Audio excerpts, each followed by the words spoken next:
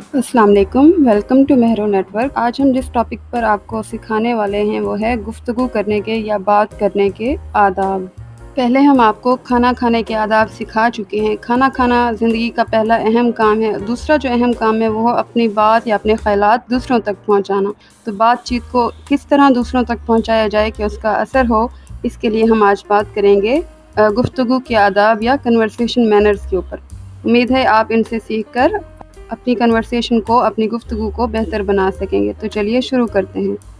आदाब सीखने से पहले हमें ये जानना चाहिए कि कन्वर्सेशन या बातचीत या गुफ्तगू होती क्या है। बातचीत या गुफ्तगू वो होती है जब हम अपने अल्फाज के ज़रिए दूसरों तक अपने ख़यालात पहुंचाना चाहते हैं, यानी हम बताना चाहते हैं कि हम क्या महसूस कर रहे हैं या हमारी राय क्या है या हम कुछ कहना चाहते हैं। आमतौर पर कन्वर्सेशन या गुफ्तगू में दो चीज़ें होती हैं। पहली है अल्फाज और दूसरा मैनर्स या आदाब, यानी वो तरीके जिनके ज़रिए हम अपने अल्फाज दूसरों तक पहुंचाना चाहते हैं, उनको हम मैनर्स कहते हैं। आमतौर पर मैनर्स जो हैं वो अल्फाज से ज़्यादा अहमियत रखते हैं, क्योंकि अल्फाज जो हैं वो सिर्फ़ ख़यालात बयान करते हैं, लेकिन जो आदाब हैं वो हमारे ख़यालात के पीछे की चीज़ें, यानी हम ये ख़यालात क्यों महसूस कर रहे हैं, क्यों बताना चाह रहे हैं, वो भी ज़ाहिर करते हैं। लेकिन ये दोनों ही अपनी जगह बहुत अहम हैं। लेकिन यहाँ पर हम आपको मैनर्स सिखाने वाले हैं। गुफ्तगू करने से पहले जब हम किसी को अपनी तरफ मुतवज्जा करते हैं या उन्हें अपनी तरफ बुलाते हैं तो वो अंदाज़ वेलकमिंग होना चाहिए या खुशामदीद होना चाहिए।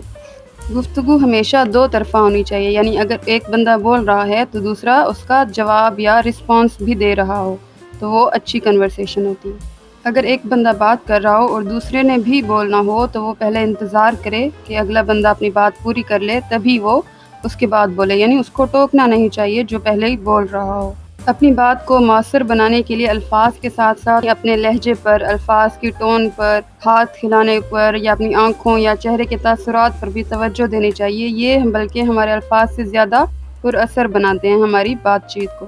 जब हम किसी को बोलते हुए सुन रहे हों तो हमें उस शख्स की तरफ देखना चाहिए या मुतवज्जो होना चाहिए जो बोल रहा हो, क्योंकि उसके तासुरात या उसकी नॉन वर्बल कन्वर्सेशन या उसकी बातचीत को समझना भी ज़रूरी होता है। बातचीत करने का एक सबसे अहम मैनर है ऑब्ज़र्वेशन, यानी जब कोई बात कर रहा हो या एक कमरे में या एक मीटिंग में तो हमें ऑब्ज़र्व करना चाहिए क्या खुशी वाले माहौल है या गम वाला।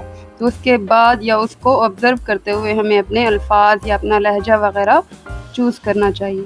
नेक्स्ट मैनर है इंगेज अदर्स, यानी दूसरों को अपनी बातचीत में शामिल करना चाहिए। अगर आपको लग रहा है कि आप एक तरफ़ा बात करें, यानी आप लंबी बात करना चाहते हैं, तो उस दरमियान आपको दूसरों को मुतवज्जो भी करना चाहिए, जैसे उनकी राय लेकर या उनका नाम पुकार कर, ताकि वो सो ना जाएं या यानी वो बोर ना हो, यानी उनको साथ साथ आपने इंगेज करके या शामिल करना है कन्वर्सेशन में।